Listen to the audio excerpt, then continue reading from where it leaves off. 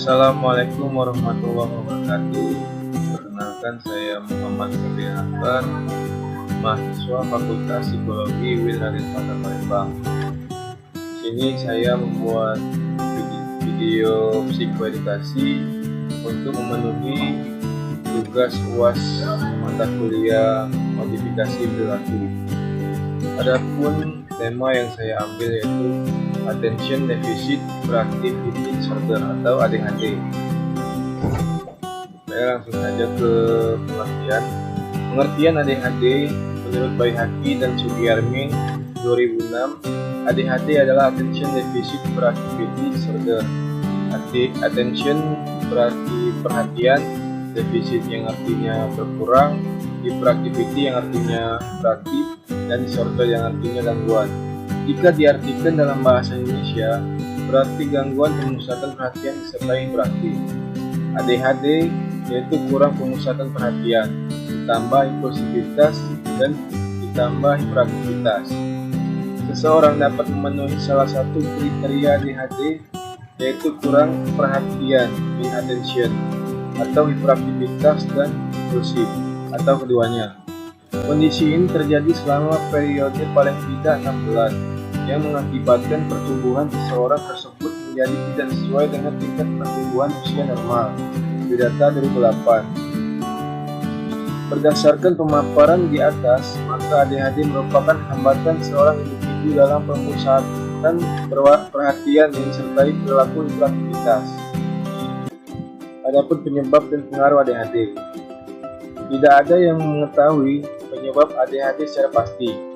Teori lama menduga penyebabnya antara lain adalah keracunan, komplikasi pada saat melahirkan, alergi terhadap gula, dan beberapa jenis makanan, dan kerusakan pada otak. Meskipun teori ini ada benarnya, banyak kasus ADHD yang tidak cocok dengan penyebab tersebut. Penelitian membuktikan bahwa ADHD ada hubungannya dengan genetika seorang anak. Bukan berarti jika salah seorang orang tua menderita ADHD, maka anak juga akan menderita ADHD. Juga tidak berarti jika anak menderita ADHD, karena ada kerabat dekat yang menderita ADHD. Hiperaktif bukan merupakan penyakit, tapi suatu gejala atau simptoms. Simptoms terjadi disebabkan oleh faktor-faktor brain damage and emotional disturbance, hearing deficit, or mental retardation. Batsau dan Perez 1986-261 dalam Delphi 2006. ADHD membawa pengaruh pada setiap aspek kehidupan anak. Anak-anak yang menderita ADHD seringkali mendapat kesulitan dalam memahami instruksi, mengingat tugas, bermain dengan baik bersama saudara sekandung, atau mengingat peraturan-peraturan. Individu ADHD selalu berada dalam kesulitan. Mereka sulit untuk ikut serta dalam aktivitas kelompok atau duduk diam di kelas, dan mungkin dicap sebagai anak nakal. Bagi sebagian anak yang menderita ADHD, sangat sulit untuk berteman. Problem di atas menjadikan anak ADHD merasa kesepian dan sulit dimengerti, sehingga menjadi lebih nakal karenanya. Problematika selanjutnya adalah banyaknya anak ADHD yang mengalami kesulitan dalam menyelesaikan sekolah karena sulit memusatkan perhatian. Ketidakmampuan dalam penyesuaian diri dalam bersosialisasi secara benar, individu ADHD akan mendapatkan kesulitan dalam mencari teman pada masa dewasa. Orang yang menderita ADHD selain mengalami kesulitan belajar, juga seringkali bersikap menentang dan berkelakuan menyimpang. Kondisi-kondisi seperti ini membuat individu ADHD mengalami kesulitan dalam bergaul. Berikut adalah bentuk-bentuk pengaruh kondisi ADHD pada individu. Di antaranya, 1. Pengaruh ADHD pada perilaku. Individu ADHD menunjukkan perilaku-perilaku yang negatif dalam kesehariannya yang tidak mampu dikontrol, yaitu menuntut, turut campur dengan orang lain, mudah frustasi, kurang mengendalikan diri, tidak tenang atau gelisah, lebih banyak berbicara, suka menjadi pemimpin, mudah berubah pendirian, mengganggu, cenderung dendam kecelakaan, mudah bingung, mengalami hari-hari baik dan buruk. 2. Pengaruh ADHD pada aspek sosial. Individu ADHD menunjukkan lebih mementingkan diri sendiri, mudah cemas, kasar, tidak peka, tidak dewasa, tertekan, harga diri rendah, keras, membuat ramai, tidak berpikir panjang, mencari diri dari kelompok, sering berperilaku tanpa perasaan, tidak mau menunggu giliran. Adapun karakteristik ADHD, menurut Baihaqi dan Sugiarmin 2006, ciri utama ADHD adalah yang pertama, rentan perhatian yang kurang. Adapun gejala-gejala yang menunjukkan rentan perhatian yang kurang meliputi gerakan yang kacau, cepat lupa, mudah bingung, kesulitan dalam mencurahkan perhatian terhadap tugas-tugas atau kegiatan bermain. Kedua, impulsivitas yang berlebihan dan adanya hiperaktivitas. Gejala-gejala tersebut meliputi emosi gelisah, mengalami kesulitan bermain dengan tenang, mengganggu anak lain, dan selalu bergerak. Sedangkan menurut Muhammad 2008, anak-anak hiperaktif dapat dikenali dari gejala-gejala berikut. Yang pertama, tidak memberi perhatian, berupa lalai mengerjakan tugas, tidak mengikuti arahan, sulit untuk berkonsentrasi pada satu aktivitas. Kedua, impulsif, dengan ciri bertindak tanpa berpikir, selalu berganti-ganti aktivitas, sulit menjalani satu aktivitas, membutuhkan perhatian lebih, dan tidak bisa menunggu giliran. Yang ketiga, hiperaktif, dalam bentuk perilaku sering berlari atau memanjat benda-benda yang tinggi atau perabotan yang sulit diatur, sulit untuk duduk di satu tempat dengan tenang, bergerak-gerak berlebihan ketika tidur, selalu aktif setiap saat. Dan menurut Tanner 2007, ada 3 tanda utama anak yang menderita ADHD, yaitu yang pertama, tidak ada perhatian, ketidakmampuan memusatkan perhatian pada beberapa hal seperti membaca, menyimak pelajaran, atau melakukan permainan. Kedua, hiperaktif, mempunyai terlalu banyak energi, misalnya berbicara terus-menerus, tidak mampu duduk diam, selalu bergerak dan bermain. Impulsif, bertindak tanpa berpikir, contoh mengejar bola ke jalan raya. Nah, itu kan anak itu tidak berpikir bagaimana kalau apa yang terjadi ketika dia mengambil bola di jalan raya, seperti ataukah dia berpikir ditabrak mobil atau tidak. Nah, itu dia tidak berpikir kalau anak ADHD. Terus, adapun jenis ADHD, berikut kriteria ADHD berdasarkan DSM atau Diagnostic Statistical Manual yang diambil dari manual diagnostik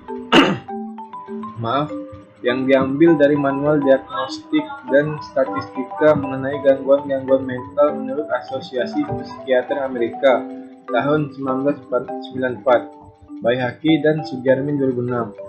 1. Kurang perhatian.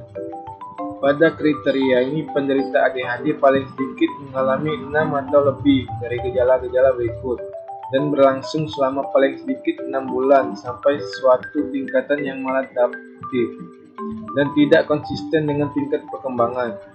Ciri yang tampak adalah 1. Sering gagal memperhatikan baik-baik terhadap sesuatu yang detail atau membuat kesalahan yang sembrono dalam pekerjaan sekolah dan kegiatan-kegiatan lainnya. 2. Mengalami kesulitan dalam memusatkan perhatian terhadap tugas-tugas atau kegiatan bermain. 3. Seperti tidak mendengarkan jika diajak bicara secara langsung. 4. Tidak mengikuti baik-baik instruksi dan gagal dalam menyelesaikan pekerjaan sekolah atau tugas di tempat kerja, bukan disebabkan karena perilaku melawan atau kegagalan dalam mengerti instruksi. 5. Kerap kali kehilangan barang atau benda penting untuk tugas-tugas dan kegiatan. 6. Bingung atau mudah terganggu oleh stimulus dari luar. 7. Cepat lupa dalam menyelesaikan kegiatan sehari-hari. Kedua, hiperaktivitas dan impulsivitas. Paling sedikit 6 atau lebih dari gejala-gejala hiperaktivitas impulsivitas berikutnya bertahan selama paling sedikit 6 bulan sampai dengan tingkatan yang maladaptif dan tidak dengan tingkat perkembangan. Hiperaktif dengan ciri 1. Gelisah dengan tangan dan kaki mereka dan sering melihat di kursi. 2. Meninggalkan tempat duduk di dalam kelas atau dalam situasi lainnya di mana diharapkan agar anak tetap duduk. 3. Senang berlarian atau naik-naik secara berlebihan dalam situasi di mana hal ini tidak tepat. 4. Mengalami kesulitan dalam bermain atau terlibat dalam kegiatan senggang secara tenang. 6. Bergerak atau bertindak seolah-olah dikendalikan oleh motor. 6. Sering berbicara berlebih. Impulsivitas dengan ciri 1. Seringkali memberi jawaban sebelum pertanyaan selesai. 2. Mengalami kesulitan menanti giliran. 3. Tidak mampu menginstruksi atau mengganggu orang lain, misalnya memotong pembicaraan atau permainan. Adapun intervensi atau cara menangani anak yang mengalami gejala ADHD. Intervensi diberikan pada anak ADHD sebagai alternatif bantuan atas dasar pertimbangan konseptual. Teknik yang bisa digunakan dalam menghilangkan atau mengurangi tingkah laku yang tidak dikehendaki adalah bisa melalui teknik analisis ABC, yaitu bahwa kebanyakan tingkah laku dipengaruhi oleh kejadian yang mendahulunya atau antecedents, diberi pola A. Tingkah laku yang terbentuk atau behavior diberi pola B dan akan mengakibatkan suatu konsekuensi, diberi pola C.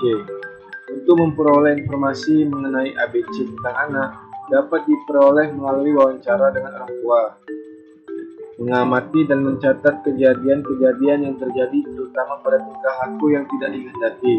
Selanjutnya, tingkah laku tersebut dipelajari bentuknya, kapan terjadinya, dalam situasi yang bagaimana, mengapa bisa berperilaku seperti itu, dan akibat yang biasa ditimbulkan. Gambaran yang jelas dari tingkah laku yang dimunculkan oleh anak memudahkan dalam memberikan perubahan kejadian sebelum dan sesudah tingkah laku yang tidak dikehendaki terjadi. Perubahan ini akan menghasilkan suatu tingkah laku yang baik menggantikan tingkah laku yang tidak dikehendaki. Sebagai contoh, perilaku yang sering dimunculkan oleh anak ADHD adalah tidak bisa duduk diam dan mengganggu temannya. Maka dalam hal ini cari alasan mengapa anak melakukan hal sedemikian. Misalnya karena anak tersebut membutuhkan perhatian, merasa bosan, atau tidak menyukai pelajarannya. Maka hal pertama yang bisa dilakukan adalah menghilangkan alasan-alasan tersebut dengan cara memberikan perhatian, mengubah kegiatan, atau menemani anak belajar. Sepatutnya orang tua dan guru memberitahu anak tentang cara yang baik untuk menyatakan rasa ketidakpuasan, kejengkelan, dan kemarahannya. Adapun teknik lain yang bisa diberikan adalah sebagai berikut. Yang pertama, extinction. Teknik ini berasumsi bahwa tanpa penguatan, maka suatu respon akan menurun atau menghilang. Yang kedua, satiasi. Satiasi berupaya menghilangkan alasan yang menghasilkan tingkah laku yang tidak dikehendaki. Misalkan dengan memberikan perhatian sebelum anak menuntut perhatian, atau bisa juga dengan melebihkan layanan daripada yang diinginkan. Yang ketiga, pemberian hukuman. Hukuman adalah hal terakhir yang dapat diterapkan, bahkan tidak perlu ada jika teknik sebelumnya sudah berhasil.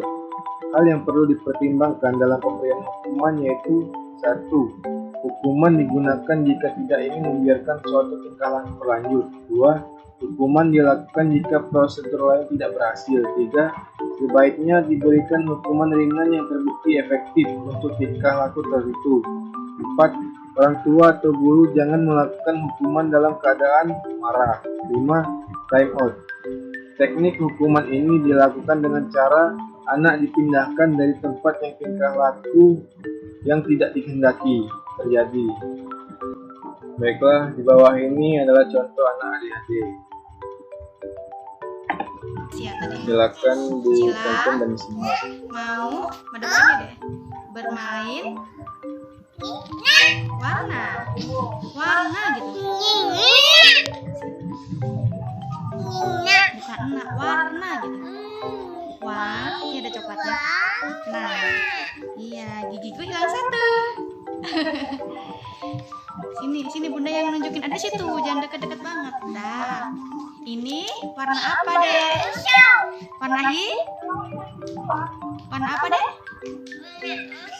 Hijau. Gitu deh.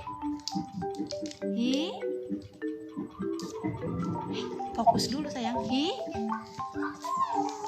Hijau. Wah, Iya, ore, hebat, tepuk tangan. Lagi. Kalau ini warna apa, Dek? Dapat dilihat dari Ini tingkah warna anak apa? yang menunjukkan Duduk, sikap Adek, duduk aktif, anak sini, duduk yaitu sini. tidak bisa diam Duduk dalam sini yang suatu tempat. Warna apa? Yang bener ngomongnya. Pakai depannya dong, biu, ya. Ore, tepuk tangan. Lagi, duduk anteng sayang, duduk. Ini warna apa? Ini, Dia Adek. selalu bergerak, melompat-lompat, Adek. dan tidak bisa diam. Adek Kalau dia Cila. bisa sedikit Sini dong. fokus terhadap pembicaraan Ini warna apa, Dek? ibunya. Iya bener, orange. Iya sih. Oh, coba ngomongnya yang bener. Iya, orange. Iya, udah tepuk tangan dong kalau bener. Tepuk tangan, hebat. Lagi. Kalau ini warna apa? Warna emping. Iya, ore, tepuk tangan. Ore, tepuk tangan, coba. Yeay, warna emping. Benar, kalau bener tepuk tangannya gimana deh? Itu bonekanya Cila warna apa, Dek? Warna emping. Aduh, Cila nggak capek dari tadi loncat-loncat. Ibunya Yuk lagi, bilang, yuk coba kasih Adek tahu tidak capek, pemirsa. melompat, Halo guys. dan dia diam Ini saja. warna-warna. Dia tidak merasa Susu. capek dengan hal Gimana itu, sih? dan Belum selesai belajarnya udah minta susu. dia tetap bermain dan tidak bisa diam. Nah, dibilangnya gimana kalau minta susu bilangnya? Bunda, Cila. Terus apa ngomongnya? Mau? Dek? Dek. Shh. Hai, pingsan ya? Pura-pura pingsan ya? Bilangnya gimana, Bunda? Saru. Gimana? Susu. Cila. Susu. Bunda. Tolong. Oh, pakai to. Cila mau minum susu. Susu, bukan su. Susu. Ya, hore. Ya, Bunda buatin susu dulu ya, Dek.